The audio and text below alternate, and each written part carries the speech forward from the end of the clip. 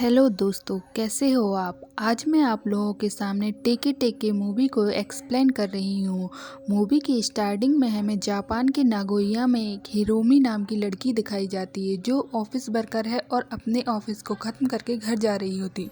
उसी बस में कुछ बच्चे टेके टेके के बारे में बात कर रहे होते हैं कि वो वापस आ गई है और उनका बैग जाकर हिरोमी को लगता है। हिरोमी बैग वापस करते हुए कहती है कि तुम लोग टेके टेके के बारे में कोई बात मत करो। अब वह बस से उतरकर ओवरपास से जा रही होती है, तभी उसे कुछ आवाज़ सुनाई देती है और जब वो पीछे मुड़कर देखती है तो कोई नज़र नहीं आता। फिर वह डर के मारे वहाँ से भागने लगती है और जाकर एक जगह पर छिप जाती है। तभी उसे सामने वाले घर में दो लोग टेके टेके के बारे में बहस करते हुए सुनाई देते हैं। वो जैसे ही रोड पर पैर रखती है, इतने में कोई आकर उसे दो भागों में काटकर जान से मार डालता है। असल में ये टेके टेके ही होती है। अब हमें स्कूल का सीन दिखाया जाता है जहाँ पर दो लड़कियाँ बैठ के बात कर रही होती हैं, कान्हा और अयाका। अयाका की नज़र बाहर खेल रहे उत्सुमी पे पड़ती है। वो उसको पसंद करती है, इसलिए वह कान्हा से कहती है कि अगर तुमने उत्सुमी को मेरे साथ डेट पर चलने के लिए मना लिया तो मैं तुम्हें नेक्स्ट वीक का लंच कराऊंगी। अब कान्हा जाके उत्सुमी से बात करती है, पर वो अयाका को जाने बिना ही डेट पर चलने के लिए हाँ कह देता है क्योंकि वह कान्हा को जानता था। कान्हा जाकर ये बात अयाका को बताती है और वह खुश होकर शर्माती है। अब हमें नेक्स्ट सीन में दिखाया जाता है कि कान्हा अपने घर जा रही है। घर पर उसकी माँ होती है और साथ में उसकी एक कज़न जिसका नाम रीनी होता है, वो उससे मिलने आई हुई होती है। वो उसको एक फ़ोटो दिखाकर कहती है कि ये मेरा नया बॉयफ्रेंड है। थोड़ी देर बाद कान्हा उसे उठाकर अपने कमरे से बाहर कर देती है क्योंकि उसे किसी के भी साथ अपना रूम शेयर करना पसंद नहीं था। नेक्स्ट सीन में अयाका और कान्हा बात कर रही होती हैं और वो अयाका बताती है कि उत्सुमी पूरे समय सिर्फ कान्हा के बारे में ही बात कर रहा था और साथ ही ये भी बताती है कि आज उसने साथ में घर चलने के लिए कहा है और वो कान्हा को भी जिद करने लगती है कि तुम भी चलो। अब वो लोग जब घर जाने से पहले एक रेस्टोरेंट में रुकते हैं। उत्सुमी हिरोमी की पिक्चर दिखाते हुए कहता है कि इसे जरूर टेके टेके ने मारा होगा। कान्हा टेके टेके के बारे में नहीं जानती थी, तब वह बताता है कि वो एक चुड़ैल है जिसकी लोअर बॉडी नहीं है। तुम कभी ओवरपास से जाओगी तो तुम्हें टेकी टेकी की आवाज़ आएगी और तुमने अगर उसे पीछे मुड़कर देख लिया तो वो तुम्हें दो टुकड़ों में काट देगी।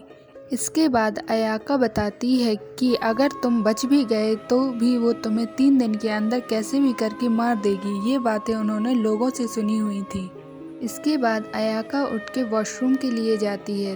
तब कान्हा और उत्सुमी बात करते हैं। कान्हा उत्सुमी से पूछती है कि तुम्हें अयाका कैसी लगी। तब उत्सुमी कहता है कि मुझे वो पसंद नहीं है, लेकिन तुमने मुझसे उसके साथ डेट पर चलने के लिए कहा था, इसलिए मैं तैयार हो गया क्योंकि तुम मेरी क्लासमेट हो। उसके बाद उत्सुमी घर चला जाता है और अयाका और कान्हा भी एक साथ घर जाने लगती हैं।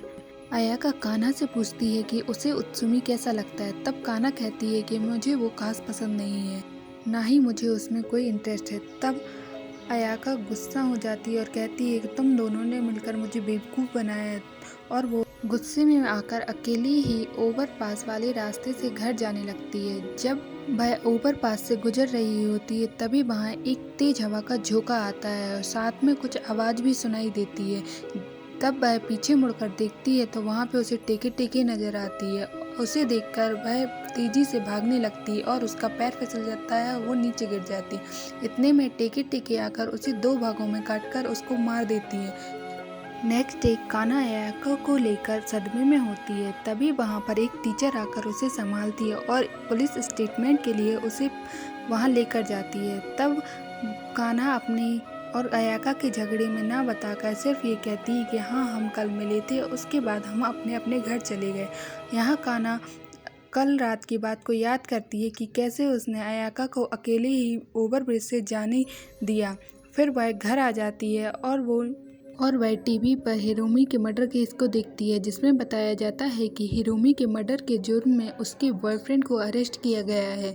लेकिन हिरोमी के बॉयफ्रेंड का कहना है कि उसका इसमें कोई हाथ नहीं है, बल्कि उसने बिना लोअर बॉडी वाली एक लड़की को देखा था। तभी उसके घर का गेट खुलता है जिससे कान्हा डर जाती है, लेकिन वहाँ पर उसकी मॉम होती हैं और वो आकर कान्हा के बाजू में बैठ जाती हैं। नेक्स्ट सीन में कान्हा बस स्टॉप पर बैठी होती है, तभी वहाँ पर कुछ बच्चे टेके टेके के बारे में बात कर रहे होते हैं। इसके बाद वो उठकर अपने घर जाने लगती है। तभी उत्सुमी वहाँ आ जाता है और वो कान्हा को उदास देखकर उसे एक पहाड़ी पर लेकर जाता है, जहाँ पर वह अयाका के बारे में बात करते हैं। उत्सुमी बताता है कि जब हम डेट पर थे तब अयाका ने बताया था कि तुम और अयाका बहुत ही अच्छे यानी कि बेस्ट फ्रेंड हो, और तुम लोग अगर कभी गुस्सा हो भी जाते थे तो दूसरे दिन एक दूसरे को मना लेते थे। ये सुनकर कान्हा थोड़ा मुस्कुराती है और फिर दूसरे ही पल फूट फूट कर रोने लगती है। उत्सुमी कान्हा को घर के लिए ड्रॉप करता है। तब कान्हा बताती है कि उसने हिरोमी की न्यूज़ देखी जिसमें उसके बॉयफ्रेंड को उसके मर्डर के जुर्म में अरेस्ट किया गया है, और वो बताती है कि उसका कहना है कि ये इसे टेके टेके ने मारा है, लेकिन उत्सुमी कहता है कि टेके टेके सिर्फ कहानियों में है। इसके बाद कान्हा अपने घर चली जाती है। अब शाम हो चुकी है और कान्हा उसी ओवर ब्रिज वाले रास्ते पर खड़ी होती है। साथ ही वो अयाका को याद करती है, इसलिए उसे ट्रिब्यूट करने के लिए एक फ्लावर लेकर जाती है और वहाँ जाके उसे ट्रिब्यूट करती है। यहाँ उत्सुमी को अच्छा नहीं लगता, इसलिए वो वापस कान्हा के पास जाने लगता है। यहाँ कान्हा को कुछ आवाज़ सुनाई देती है और उसे उत्सुमी की बात याद आती है कि टेके टेके पीछे से आवाज़ देती है, इसलिए वो वहीं आंखें बंद करके बैठ जाती है। टेके टेके उसके पास आती है, लेकिन वो उसे कुछ भी नहीं करती और थोड़ी देर बाद वहाँ से चली जाती है। कान्हा उठकर घर जाने लगती है। इतने में उसे पीछे से अयाका की आवाज़ आती है और वो पीछे मुड़कर देख लेती है, जहाँ पर टेके टेके बैठी हुई होती है। उसे देखकर कान्हा वहाँ से भागने लगती है और भागते भागते जाके उत्सुमी से टकराती है और वो उसकी साइकिल पर बैठ के भागने लगती हैं। टेके टेके अभी भी उसका पीछा कर रही होती है और इतने में वो दोनों जाकर नीचे गिर जाते हैं और टेके टेके अब उनका पीछा करना छोड़ देती है।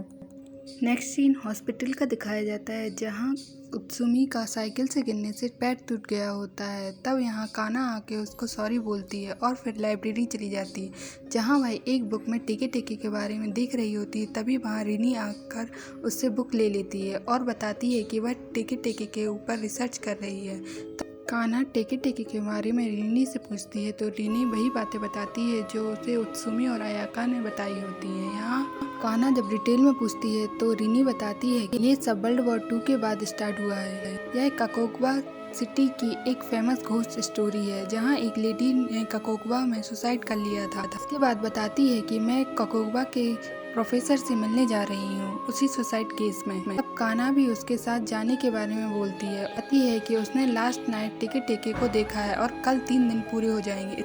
इसके बाद वो दोनों प्रोफेसर से मिलने पहुंचते हैं, जहां प्रोफेसर बताते हैं कि 60 साल पहले एक लड़की ने ओवरपास से कूदकर सुसाइड किया था, जिससे उसकी लोअर बॉडी अलग हो गई थी। तभी से बिना लोअर बॉडी वाले एक भूत का घूमर फैलने लग गया। तभी कान्हा एक डायरी मिकासा चो की जगह पर माइका चो लिखते हुए दिखती है, जहां उस लड़की पहले रहा करती थी। इसके बाद कान्हा उससे सुसाइड करने का कारण पूछते हैं। तब प्रोफेसर के पास इसकी कोई जानकारी नहीं होती और वो कहते हैं कि जरूर उसके साथ कोई क्राइम हुआ होगा, तभी उसने ऐसा कदम उठाया। कान्हा उनसे उस लड़की के घर का पता पूछते हैं। तब प्रोफेसर अपने असिस्टेंट को उनके साथ भेजते हैं ताकि वह उनको सही सलामत उसके घर पर पहुंचा दे। प्रोफेसर अपनी रिसर्च से बताते हैं कि टेके टेके को रेड कलर बिल्कुल पसंद नहीं है। अगर तुम अपने पास की सभी रेड चीज़ों को फेंक दो तो शायद तुम टेके टेके से बच सकते हो, लेकिन इसमें कितनी सच्चाई है उन्हें नहीं पता। अब टेकेडा उन दोनों को उस लड़की के घर पर लेकर जाते हैं। वहाँ उन्हें एक ओल्ड लेडी मिलती है जो कि उसी लड़की की बहन होती है। वो बताती है कि कासिमा मेरी सिस्टर है और यहाँ हर साल कोई ना कोई मुझे कासिमा के बारे में पूछने आता है। वह बताती है कि जब मैं 6 साल की थी तब कासिमा 19 साल की उम्र में सुसाइड कर ली थी। वो बहुत ही खूबसूरत नर्स थी। रिनी पूछती है क्या यह सच है कि कासिमा रेड कलर से दूर रहती थी। इस पर वह लेडी बताती कि हाँ ये सच है कि वो रेड कलर पसंद नहीं करती थी, और फिर वो कासिमा के सुसाइड का रीज़न बताती है। वह कहती है कि वर्ल्ड वॉर के बाद अमेरिकन आर्मी के कुछ लोग घर लौट रहे थे, तभी उनकी नज़र एक खूबसूरत कासिमा पर पड़ी जिन्होंने उसका रेप किया, इससे उसकी बॉडी से ब्लड आने लगा। यह देखकर वह कोमा में चली गई। तभी से वह रेड कलर पसंद नहीं करती थी। एक दिन परेशान होकर उसने सुसाइड कर लिया। इसके बाद वो लोग टेकेडा को उसके घर छोड़कर जाने लगते हैं। तब टेकेडा बताता है कि जब वह स्कूल में था तब उसने एक घूमर सुना था। कासिमा के मौत के बाद उसके स्मारक पर उसकी बहन खाना और पानी लेकर जाती थी। उसकी बहन की मौत के बाद वह स्मारक अपनी जगह से गिर गया। तभी से ये घूमर फैल गया कि टेकी टेकी लोगों को मार रही है। अगर उस स्मारक को वापस उसी जगह रख दिया जाए तो शायद ही मौतें बंद हो सकती हैं। इसके बाद वह दोनों उस जगह पर जाने के लिए निकल जाते हैं। वह मैप को देखते हैं और आगे बढ़ते हैं। रास्ते में रीनी बताती है कि जब वह ओवरपास पर रिसर्च के लिए गई तभी उसने टेकी टेको को भी वहां देख लिया था। इसका मतलब अब उन दोनों के पास सिर्फ और सिर्फ 2 घंटे ही बचे हैं। वह दोनों उस जगह पर पहुंच जाते हैं, लेकिन वहां उन्हें कुछ भी नजर नहीं आता। इस पर रिनी वापस टेकिडा को फोन लगाकर उससे सही एड्रेस जानने के लिए पूछती है और प्रोफेसर ऑफिस में नहीं होते, इसलिए वह खुद ही उस मैप को निकालकर उन्हें सही रास्ता बताने लगता है। जब वह रास्ता से हमें पता चलता है कि कान्हा ने डायरी में गलत नेम नोट कर लिया था, तो फिर वह फोन पे ही उन्हें सही रास्ता बताने लगता है। इतने में ऑफिस में कोई आ जाता है और उसे पकड़ लेते, लेकिन फिर भी वो लड़ते झगड़ते कैसे भी करके उन्हें फोन पर एड्रेस बता देता है। अब वो दोनों लड़कियां जैसे तैसे करके उस स्मारक पर पहुंच जाती है, जहां उन्हें वो स्मारक मिल जाता है। तभी हम देखते हैं कि टेकी टेकी उनका पीछा कर रही है और वो आंखें बंद कर कर वहीं बैठ जाते हैं। फिर वो स्मारक को सीधा खड़ा कर देते हैं, लेकिन टेकी टेकी अभी भी उन पर नजर रखे हुए है। जब वह गाड़ी में बैठते हैं तो देखते हैं कि टेकी टेकी उनके पीछे ही है और वो गाड़ी स्टार्ट कर भागने लगते हैं, लेकिन गाड़ी का कलर रेड होने की वजह से वह टेकी टेकी उसका पीछा नहीं छोड़ रही होती। वह एकदम से गाड़ी रोकते हैं और टेकी टेकी आकर उनसे टकरा जाती है। इसके बाद वह दोनों गाड़ी से निकलकर भागने लगती हैं, लेकिन टेकी टेकी अभी भी उनका पीछा कर रही होती है। भागते भागते वह दोनों एक दूसरे से अलग हो जाती हैं और फिर कान्हा एक जगह आकर खड़ी होती है। तभी वहाँ पर टेकी टेकी आ जाती है। इतने में उसका फोन बजता है, वो जैसे ही निकालती है वो रेड कलर का होता है। टेकी टेकी उसके पास आती उसके पहले ही वह फोन को फेंक देती है और टेकी टेकी वहाँ से चली जाती है।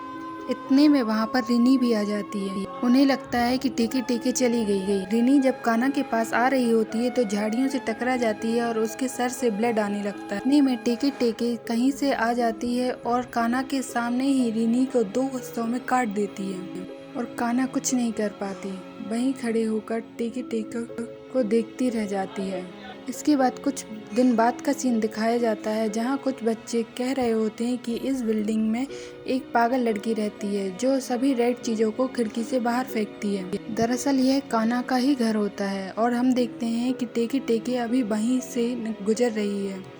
इसके बाद 1 साल बाद टेकेडा उससे मिलने के लिए आता है। कान्हा की माँ बताती है कि उसने अपने आप को कमरे में लॉक कर लिया है। तब टेकेडा उसके पास जाता है और कुछ तोहफे लेकर आता है। जब वह तोहफे देता है तो उनमें रेड बॉक्स को देखकर वह फेंक देती है और मूवी यहीं खत्म हो जाती है। अगर ये वीडियो पसंद आए तो प्लीज़ वीडियो को लाइक शेयर और सब्सक्राइब कीजिएगा।